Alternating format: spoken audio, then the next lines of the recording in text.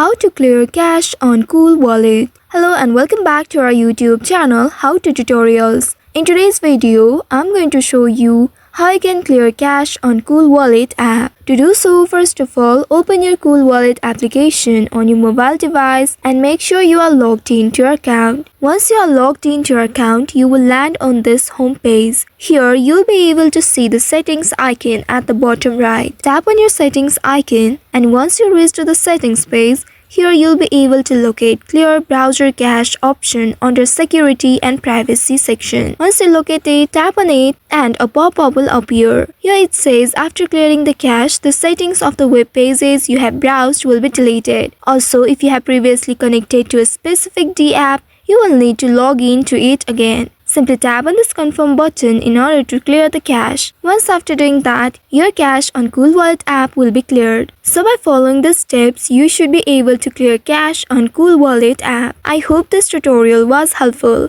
If yes, don't forget to like, share and subscribe to our channel. Also hit that bell icon to never miss any updates from us. Thank you for watching.